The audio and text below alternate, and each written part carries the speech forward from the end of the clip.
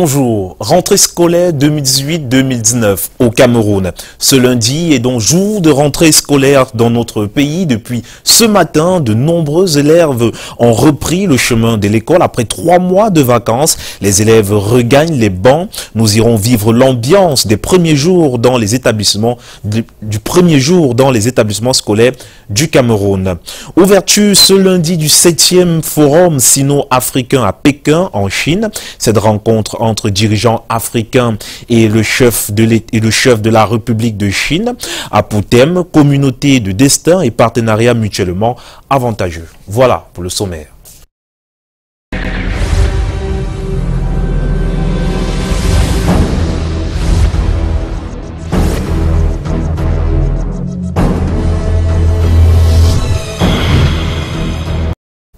Bonjour et bienvenue à tous au 13h sur Canal 2 International et on ouvre ce journal avec notre chiffre du jour qui est 7. Ce chiffre représente pour le président Paul Biya la 7e fois qu'il foule le sol chinois. Il est présent en Chine pour prendre officiellement part au 7e forum de la coopération sino-africaine qui s'est officiellement ouvert ce lundi matin à Pékin. Et l'actualité, c'est aussi avec la rentrée scolaire. Mais avant, intéressons-nous à ce forum de Pékin. Depuis ce matin, donc, se tient à Pékin, à Chine, le forum de coopération entre l'Afrique et la Chine, en présence du président chinois et d'un certain grand nombre de dirigeants africains, au rang desquels le président Paul Biya, pendant 2 jours, ce 7e sommet, va s'articuler autour du thème, à savoir communauté de destin et partenariat mutuellement avantageux. Nous y reviendrons. Et l'actualité, c'est en éducation et pour s'assurer de l'effectivité de la rentrée scolaire 2018-2019 dans les différentes écoles de l'éducation de base, l'inspecteur de pédagogie chargé des technologies éducatives qu'accompagnait le délégué régional de l'éducation de base pour le littoral, Yvette Kombu, ont fait le tour des établissements scolaires. On les écoute au micro de Robert Charlitok. Je suis satisfaite parce que les cours ont véritablement repris. Les enseignants sont tous là. C'est vrai que pour ce qui est des élèves, c'est un peu timide. Et je voudrais ici appeler les parents à ce qu'ils amènent les enfants. L'école a commencé et il faut que tout le monde soit là pour un bon départ. Donc je réitère ma satisfaction par rapport à ce premier jour. Ce matin, dès 7h30, les premières personnes, du moins les premiers élèves, les premières cloches ont retenti, du moins dans les différents établissements scolaires. Nos équipes se sont arrêtées au quartier d'Eido à Douala, à l'école Saint-Gérard, où bénédiction et prière ont été placées en avant pour pouvoir donner plus de concentration aux différents élèves qui entament la rentrée scolaire.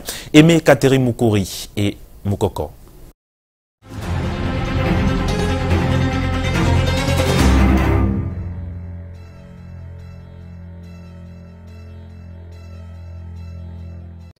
En plein cœur du quartier d'Eido, retentissent les chants chrétiens des écoliers de Saint-Gérard.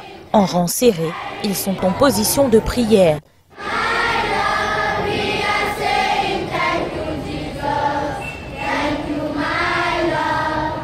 Dans cet établissement catholique, chants de louanges et prières sont une tradition, tout comme la bénédiction du prêtre assisté de la sœur directrice sur ses petits crânes fraîchement rasés.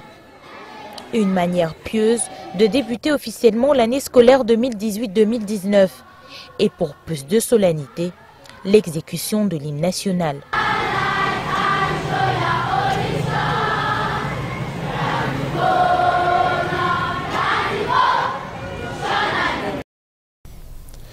Intéressons-nous cette fois-ci à la rentrée scolaire, toujours dans la ville de Douala. De nombreux parents ont dû se lever très tôt ce matin pour pouvoir accompagner les enfants à l'école, un exercice qui n'est pas très facile, surtout que certains parents sont obligés, si c'est la première fois, bien sûr, de s'habituer que dès 6h ou 4h du matin, il faut déjà préparer l'enfant à se rendre à l'école. Écoutons plutôt cet élément que nous propose notre stagiaire Sitevi Ngadi et Martin Djomo.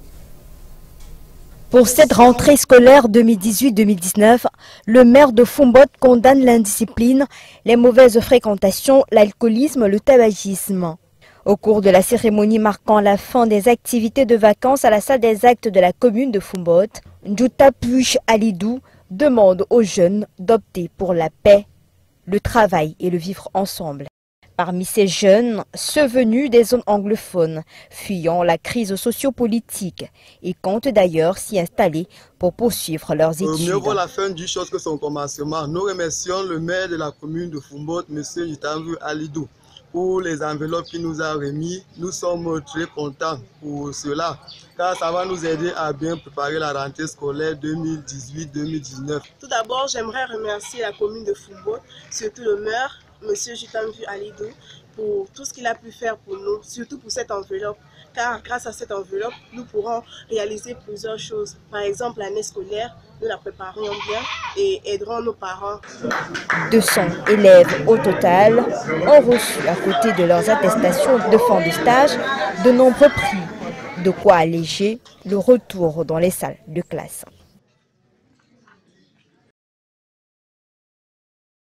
Foumbot qui nous présente un peu le problème de la scolarité. On revient donc sur cet autre élément annoncé tout à l'heure, la rentrée scolaire dans la ville de Douala, où de nombreux parents sont obligés de se lever tôt. Si c'est une première fois, cela paraît très difficile, mais du moins il faudrait s'habituer. Élément avec Stevie.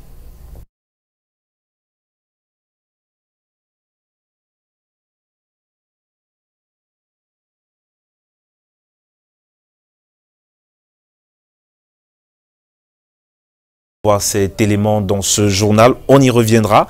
Parlons à présent de la sous-scolarisation du côté des Aoussa qui est en débat, du moins il s'est tenu il y a quelques jours seulement, une assemblée générale au cours duquel les peuples Aoussa ont donc décidé du moins de s'engager aux côtés de la scolarisation de la jeune fille pour pouvoir leur permettre de mieux s'intégrer dans le milieu professionnel. Élément avec Monina aussi et Henri Tinda. L'éducation, c'est la seule chose qui nous reste lorsqu'on a tout perdu. Aujourd'hui, l'éducation pour nous est plus que jamais quelque chose dont nous devrons tous nous appuyer pour rehausser l'image de notre pays, pour rehausser l'image de notre environnement, pour rehausser l'image des Hausa Fulani à travers tout le monde entier. Ainsi a lancé le cri de cœur pour promouvoir l'éducation, l'insertion socio-professionnelle au sein de la communauté Aoussa de Douala, rassemblée au sein de Sabon Kalo. Au regard de la sous-scolarisation des fils et filles Aoussa, les aînés académiques leur tendent la main afin de les amener à la lumière. On s'est rendu compte d'une réalité, c'est que nos jeunes cadets académiques ont beaucoup de problèmes. Ils ont beaucoup de problèmes et ils ont besoin d'être soutenus. En tant que grands frères, en tant qu'aînés, on a décidé de créer cette association dans le but d'aider les élèves ainsi que les étudiants, les accompagner pour qu'ils puissent réussir dans leurs différents examens officiels. Dans ce projet de lutte contre l'analphabétisme, appelé en Aoussa Yaki Dajalit, les imams les chefs religieux sont associés. Je les ai encouragés aussi en ce qui concerne les études, qu'ils doivent aller le plus loin possible et nous allons les soutenir du mieux que nous pouvons en fonction de nos modestes moyens.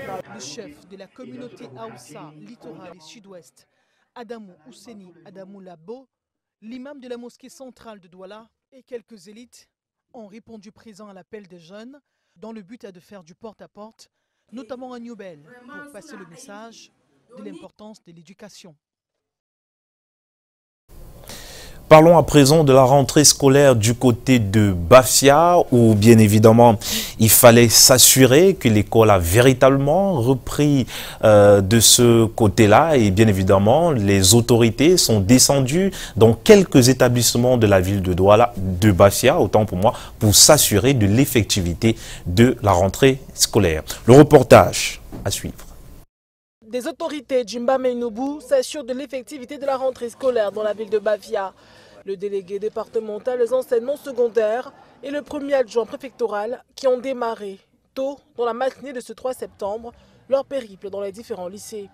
Ils ont donc pu constater que plusieurs salles de classe sont restées fermées et que des enseignants n'ont pas honoré au rendez-vous.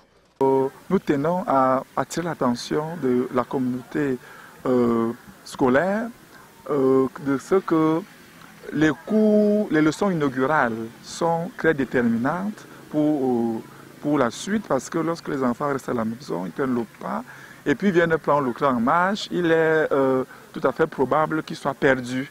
Donc il est temps pour ceux qui prennent encore le pas de venir, parce que les cours sont effectifs. Au lycée classique et moderne de Bafia, une influence a tout de même été observée. Mettre sur les rails pour l'année scolaire 2018-2019. Et nous remercions tous les parents qui ont pu faire le nécessaire pour que nous ayons tous ces élèves ici ce matin. Et tout ce qui nous reste à faire, c'est de continuer dans cette lancée. C'est d'autant plus que l'année scolaire ne dure que quelques semaines.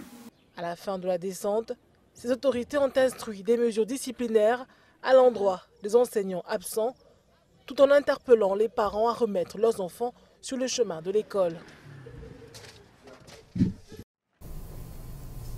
500 000 francs en poche, c'est la prime remise aux jeunes de la ville d'Ambam par la municipalité de cette localité. La remise est solennelle. Les fonds mis à la disposition des stagiaires de vacances sont issus d'une disposition prise par le gouvernement pour encourager les jeunes à travailler pendant les vacances. Vanessa Melakamdem et Narcisse Inama. 30 millions de francs CFA remis à 60 élèves de la ville d'Ambam pour leur permettre de mieux préparer la rentrée scolaire.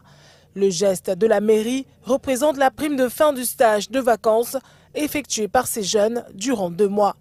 Chacun repart aujourd'hui avec 50 000 francs CFA en poche et la satisfaction d'avoir concouru à l'assainissement de la ville. Au moment où l'année académique commence lundi, des gestes de cette nature vient au point nommé. C'est le geste qui sauve. Le stage vise à familiariser déjà notre jeunesse avec le fonctionnement d'une administration publique, mais également à aider les parents. Vous savez que lundi, c'est la rentrée. Donc nous voulons dire merci à son Excellence Paul Biya, parce que c'est lui qui a mis en place ce fonds de solidarité. C'est un outil gouvernemental. Cette bourse est issue du fonds de secours instauré par le gouvernement camerounais dans le but d'aider les familles et encourager les jeunes aux études scolaires à travers les stages de vacances. Nous sommes très heureux, très contents d'avoir participé à ce stage. La prime que nous avons reçue aujourd'hui va nous permettre de payer intégralement nos droits universitaires. Je suis très contente d'avoir effectué un stage ici à la mairie d'Ambam. On a été très bien encadrés et on a appris beaucoup de choses concernant. C'est donc la fin de 2 mois d'apprentissage et de familiarisation au monde professionnel pour ces jeunes élèves de la ville d'Ambam. Il ne reste plus qu'à faire bon usage des primes reçues. Et la rentrée scolaire oblige tout le monde à se lever tôt, parents comme élèves, c'est un devoir. Il faudrait rattraper le pas, du moins c'est un marathon qu'effectuent de nombreux parents, qu'on effectue de nombreux parents dans la ville de Douala depuis ce matin. Il faut accompagner les enfants à l'école, tout préparer, bien se ranger. En tout cas, c'est ce que nous propose notre stagiaire Stéphie Gondi. Lundi 3 septembre 2018 est jour de rentrée scolaire. Les parents sont obligés de renouer avec les vieilles habitudes, se lever tôt le matin pour apprêter leurs enfants, faire le petit déjeuner et les conduire à l'école. Vous occupez des enfants, les amener à l'école? Oui, ça a été facile, puisqu'on a l'habitude de se lever déjà tôt, moi la maman de l'enfant. Donc quand je me lève à 4 ou 5 heures, je réveille la petite, donc ça a été facile. Ça n'a pas été facile, je me suis battue jusqu'à je me suis levée pour pouvoir apprêter l'enfant parce qu'il était en vacances. C'est hier qu'il est rentré. J'ai voulu qu'il vienne à l'école aujourd'hui pour connaître sa classe et prendre l'emploi du temps et pour que je puisse prendre aussi les renseignements puisque c'est la première année que l'enfant vient à l'école, vient au collège, au lycée. Un devoir auquel bon nombre de parents sont habitués. Comme on est habitué à aller au travail, on est debout depuis, mais c'est les enfants qui sont habitués à prolonger le sommeil. qui ont eu de la peine à se relever. C'est pour ça que vous voyez, c'est à cette heure-ci que nous arrivons au lycée pour les inscriptions. Donc ce n'était pas facile pour eux, mais pour nous les parents, nous sommes toujours debout un peu tôt. Donc ça n'était pas pénible ce premier jour de rentrée pour nous. Pour assurer la sécurité des élèves et éviter les incidents majeurs, les forces de l'ordre de la ville de Douala ont effectué une patrouille ce matin dans les différentes allées des établissements scolaires.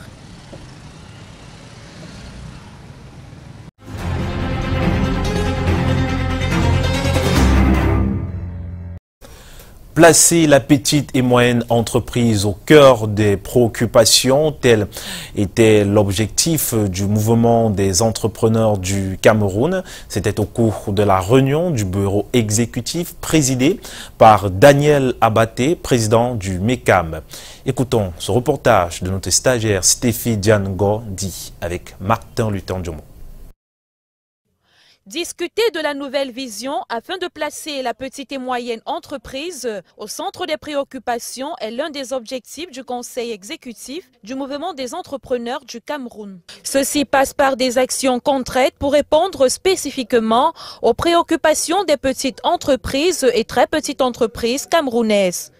Nos travaux de ce jour ont porté sur un ensemble de propositions issues de notre document d'orientation stratégique qui nous permet notamment de préparer non seulement l'année qui vient et qui s'approche, mais de voir également comment nous allons terminer les... Le MECAM rénové au cœur de l'émergence entend travailler pour être davantage l'organisation de référence qui défend le patriotisme économique avec des projets afin que les PME et TPE se reconnaissent dans le discours tenu pour la défense et la promotion de leurs intérêts et l'amélioration de l'environnement des affaires. C'était très important pour nous d'être là parce que c'était l'occasion de discuter en profondeur du document d'orientation stratégique. Et pour moi qui suis présidente de la commission gouvernance des marchés publics, l'intérêt était d'aborder les questions liées à la facilitation, à l'accès d'un plus grand nombre de PME au marché public justement. Échanges, discussions et exposés ont meublé la rencontre afin de placer la PME camerounaise au centre des décisions.